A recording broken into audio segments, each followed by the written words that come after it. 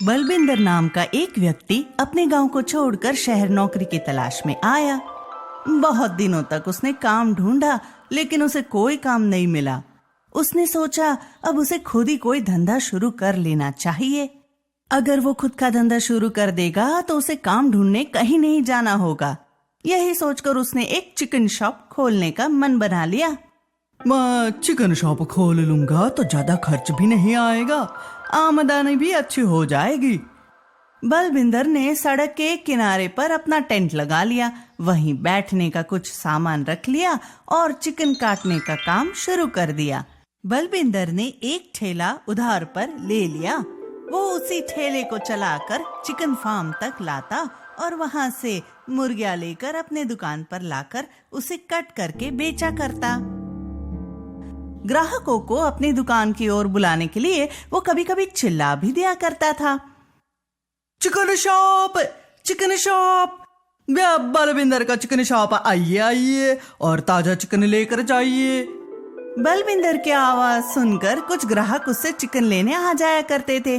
बलबिंदर को दुकान खोले अब 1 महीना बीतने वाला था। बलबिंदर का दुकान अच्छे से चल रहा था। बलबिंदर के दुकान के सामने वाले पेड़ पर एक मादा तोता रहा करती थी। वो हर जगह से घूम कर आती, फिर उसी पेड़ पर आकर बैठती। वो तोता हर रोज बलबिंदर को वहाँ देखा करती थी। सोचती थी कितना अच्छा व्यक्ति है, कितनी मेहनत करता है, पूरा दिन काम ही करता रहता है।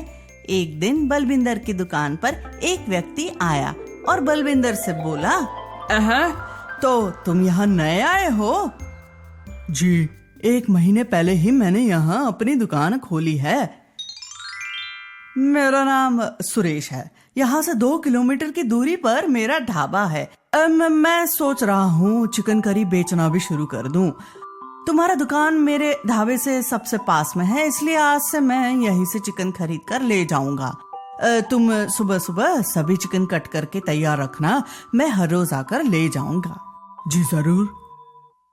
बलबिंदर हर रोज चिकन कट करके रखता। सुरेश आता और लेकर चला जाता। सप्ताह के अंत में सुरेश बलबिंदर को सारे पैसे दे दिया करता था। बलबिंदर बहुत खुश रहा करता था, क्योंकि उसका धंधा बहुत अच्छे से चलने लगा था। जितने भी मुर्गियां बलबिंदर फार्म से लेकर आता, उसमें से आधा सुरेश को दे दिया करता और आधा आते जाते लोगों में बेच दिया करता। कुछ महीने इसी तरह गुजर गए। एक दिन सुरेश बलबिंदर के पास आया और बोला, अब से मैं चिकन नहीं ले पाऊंगा। मैं यहाँ से जा रहा हूँ। हिसाब बता दो, सारे पैसे अभी ही दे देता हूँ। क्या हुआ, अचानक आप यहाँ से जा रहे हैं? हाँ, कुछ काम है, जाना पड़ेगा। बलबिंदर ने सुरेश को हिसाब बता दिया और पैसे ले लिए।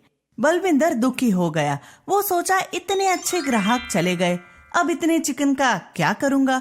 उस दिन बलबिंदर ने थोड़े कम दाम पर चिकन बेच दिए। उसने सोचा अगले दिन से वो चिकन फार्म से कम मुर्गियां ही लेकर आएगा, जिससे उसे बेचने की दिक्कत नहीं आएगी। जब शाम को काम खत्म करके बलबिंदर दुकान से जाने लगा, तभी वहाँ एक व्यक्ति आया और बलबिंदर से बोला, अरे सुनो भाई, रेस्टोरेंट के मालिक ने मुझे यहाँ भेजा है। उन्होंने कहा है हर रोज रेस्टोरेंट तक चिकन पहुंचा देने को। जी, कहा है रेस्टोरेंट? अच्छा होता अगर आप खुद ही आकर चिकन ले जाते। ठीक है, मैं खुद ही आकर ले जाऊंगा। तुम बस चिकन काट कर तैयार रखना। बलबिंदर ये सुनकर खुश हो गया। वो सोच रहा था सुरेश के जाने की वजह से उसकी कमाई घट जाएगी, लेकिन अब तो उसकी कमाई और बढ़ने वाली थी। बलबिंदर ने ऑर्डर पूरा करके रख लिया। वो व्यक्ति आया और चिकन लेकर रेस्टोरेंट की ओर निकल गया।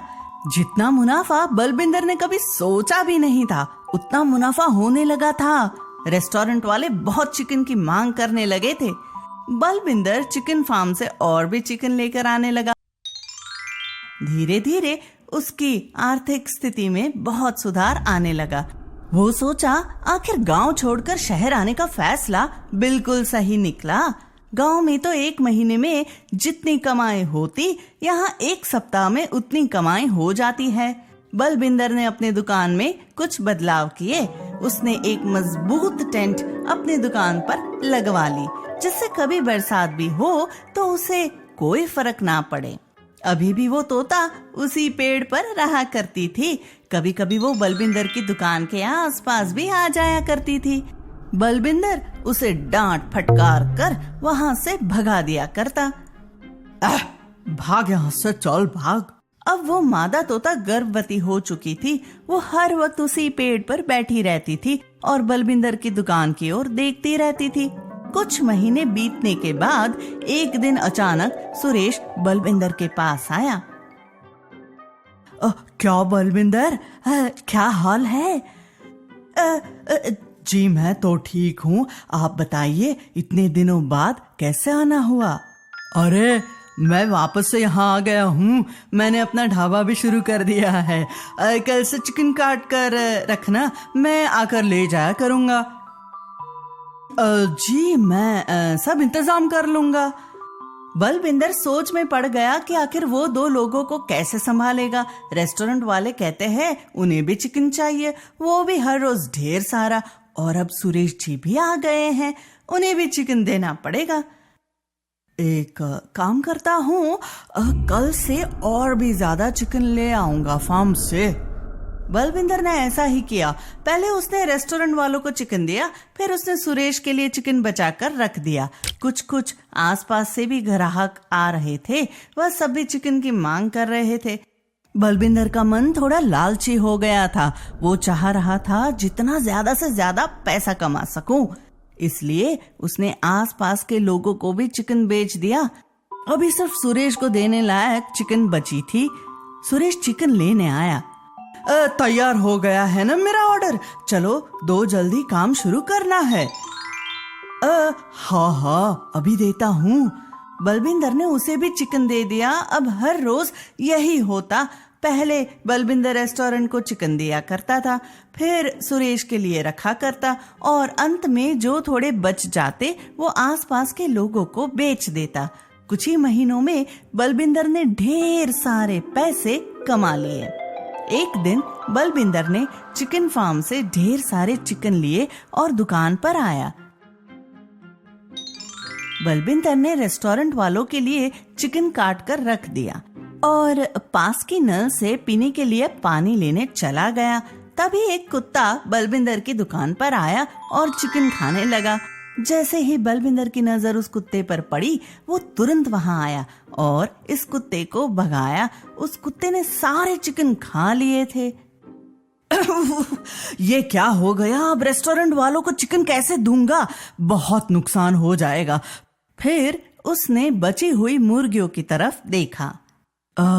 इतना तो अभी बचा है, मैं इसमें से रेस्टोरेंट वाले को चिकन दे देता हूँ और बचे हुए सुरेश जी को।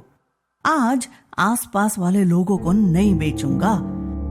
बलविंदर ने वापस से रेस्टोरेंट वालों के लिए चिकन कट करके रख लिया। रेस्टोरेंट वालों को चिकन देने के बाद उसने सुरेश के लिए चिकन कट करना शुरू किया। बलविंदर ने सुरेश के लिए भी चिकन काट कर रख लिया, लेकिन जितना चिकन सुरेश ले जाया करता था उससे कुछ ग्राम चिकन कम था। वो गर्भवती तोता घूमते घूमते वापस से बलविंदर की दुकान के पास आ गई। बलविंदर उसे देखकर गुस्से में बोला, अरे फिर से पक्षियां यहाँ क्यों आ जाती है? भाग। उस तोते को भगाते भगाते बलविंदर को एक ख्याल आया, क्यों ना इस तोते को ही काट कर चिकन में मिला दूं। किसे पता चलने जा रहा है, वैसे भी चिकन कुछ ग्राम कम ही है, इसे मिला दूंगा तो सही रहेगा। बलविंदर ने किसी भी तरह उस तोते को पकड़ लिया। बलविंदर जैसे ही उस तोते को काटने जा रहा था, तभी वहां सुरेश आ गया। ओ, रुक जाओ। ये तुम क्या कर रहे हो? तुम इस तोते को क्यों काट रहे हो? इसका मतलब तुम मुझे तोते का मीट देना चाह रहे थे। छोड़ दो इस तोते को। आज से मैं कभी भी यहाँ से चिकन लेने नहीं आऊंगा। तुम मेरे ग्राहकों के साथ धोखा करना चाहते हो। सुरेश ने तोता को अपने हाथ में उठा लिया और कहीं दूर जाकर उसे छोड़ दिया। अब सुरेश कभी भी उस चिकन शॉप पर नहीं जाया करता। सुरेश ने आसपास के लोगों को भी यह बात बता दी। अब कोई भी बलविंदर के चिकन शॉप से चिकन नहीं लिया करते। अपनी एक गलती की वजह से आज बलविंदर का धंधा बिल्कुल ठप पड़ गया।